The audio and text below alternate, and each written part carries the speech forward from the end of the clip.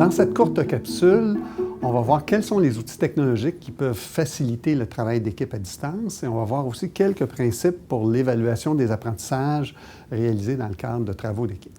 Les outils technologiques utiles, quels sont-ils selon vous? En fait, au niveau de la planification du travail d'équipe, on peut penser à des logiciels qui vont faciliter l'idéation. Évidemment, je pense à Word qu'on utilise en mode plan, par exemple, ou à un ensemble de logiciels de type carte conceptuelle comme Inspiration, CMapTools, Lucidchart, Miro, il y en existe une quantité, mais ces outils-là d'idéation peuvent être très intéressants pour planifier le travail d'équipe.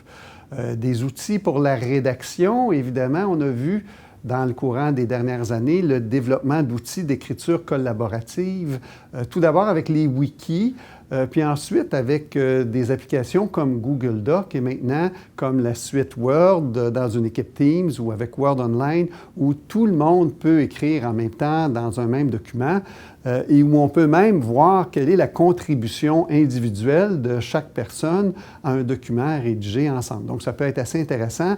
En activant le suivi des modifications dans Microsoft Word, on peut faire quelque chose de rigoureusement identique avec Google Doc.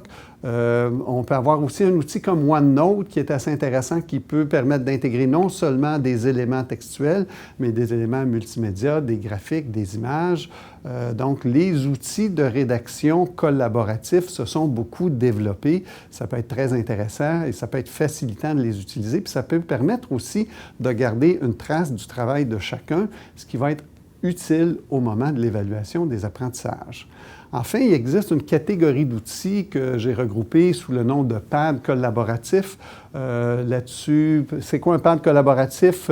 C'est un outil web sur lequel plusieurs personnes peuvent intervenir. On a un outil libre qui s'appelle Framamemo, qui est très intéressant. On a un outil que j'aime bien pour la génération d'idées qui s'appelle Jamboard, dans lequel on peut intégrer des espèces de petites sticky notes de type, et on peut aussi intégrer des images. On a Padlet, qui est un outil vraiment super facile, qui marche aussi bien sur les téléphones cellulaires que sur les ordinateurs, qui est très facile d'accès et sur lequel on intègre un très grand nombre d'éléments, probablement un des pads collaboratifs les plus développés, les plus intéressants. On a aussi des outils technologiques qui se sont développés dans les dernières années qui évitent de surcharger les boîtes de messagerie. Évidemment, le plus connu de ces outils-là, c'est Slack. Je dirais que le principe de Slack a été vraiment repris dans Microsoft Teams, c'est-à-dire que plutôt que de s'envoyer une multitude de courriels les uns après les autres, on a un espace d'équipe dans lequel tous les messages sont conservés. Ça évite de surcharger la messagerie et on a tout l'historique des échanges d'équipe, des conversations. Donc, c'est beaucoup plus clair que nos boîtes de courriels qui sont souvent très surchargées. Donc, c'est une alternative très intéressante, soit Slack, soit Teams pour pouvoir utiliser la messagerie. Enfin, on a des outils de prise de rendez-vous horaires comme Doodle, comme Outlook, comme l'outil calendrier dans Teams. On a aussi des outils libres comme Framadet qui peut remplacer Doodle.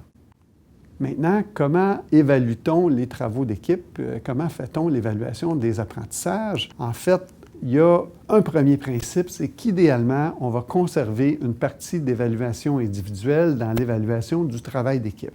Alors, il y a plusieurs manières de faire ça. Déjà, d'avoir une évaluation qui est centrée en partie sur le processus plutôt que simplement sur le résultat peut aider, par exemple, documenter et évaluer le processus en cours de route, soit par la remise de plans de travaux, de notes de réunion, des remises par étapes d'un travail, par exemple. Ça peut être aussi, au moment de la remise finale, de demander un compte-rendu individuel qui peut être audio ou vidéo dans une courte entrevue, qui pourrait être aussi par écrit, ou ça peut être demander de formuler un travail d'équipe, mais de formuler une conclusion qui, elle, va être individuelle, donc qui va permettre de voir dans quelle mesure un étudiant en particulier va être capable de s'approprier le contenu du travail puis de le rendre, de l'appliquer.